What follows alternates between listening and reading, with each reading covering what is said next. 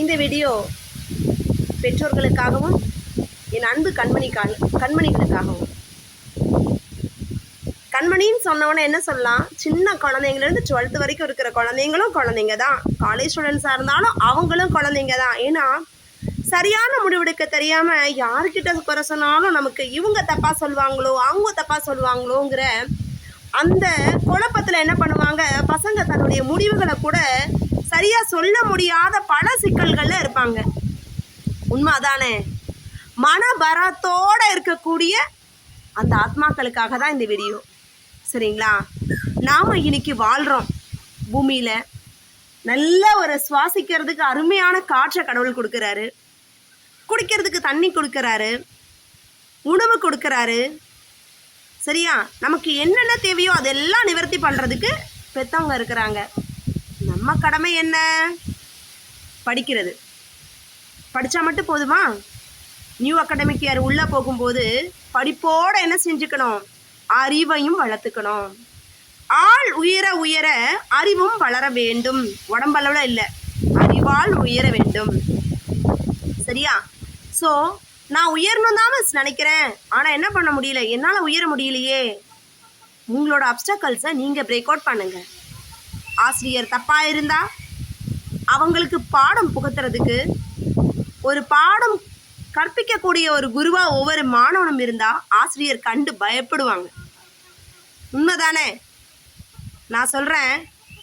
அதே மாதிரி பெற்றோர்கள் தன் பக்கம் உள்ள தவறுகளை திருத்தி தன் குழந்தைகளோட, அதாவது அப்பாவாக இருக்கட்டும் இல்லை அம்மாவாக இருக்கட்டும், தவறுகள் இருந்தால் அந்த தவறுகளை தன்கிட்ட உள்ள குறைகளை எல்லாத்தையும் என்ன பண்ணிக்கணும், நிவர்த்தி செஞ்சு தன் குழந்தைக்கு தெரியப்படுத்தாமல் மேக்சிமம் சைக்காலஜிக்கலி பசங்க என்ன பண்ணுறாங்க, மென்டலி அவங்க இந்த விஷயத்தால் பாதிக்கப்படுறாங்க.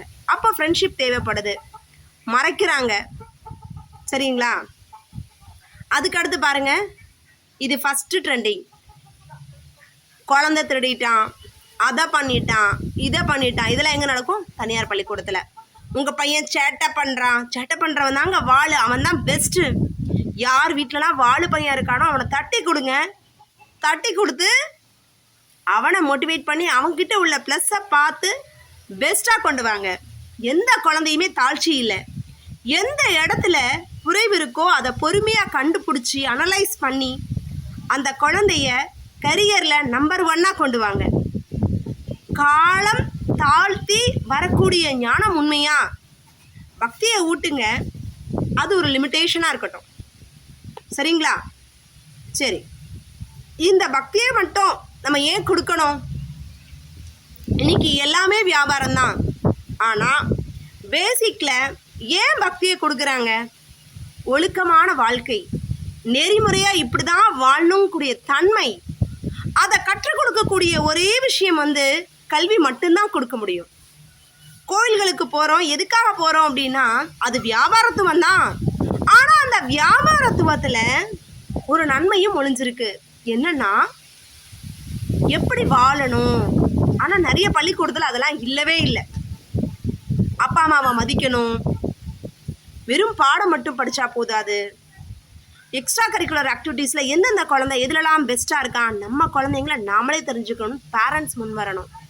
ஒரு ஆசிரியர் தப்பாக இருந்தால், அந்த பள்ளி நிர்வாகம் தப்பாக இருந்தால் அத்தனை பேரண்ட்ஸும் அந்த ஸ்கூலை புரட்சி செய்கிற மாதிரி அகிம்சை வழியில் இழுத்து மூட வைங்க. பயப்படாதீங்க. இவ்வளோ ஃபீஸ் கட்டிட்டோம், இவ்வளோ குறை சொல்கிறாங்க, என் மேலே குழந்தைகள் தப்பில்லை.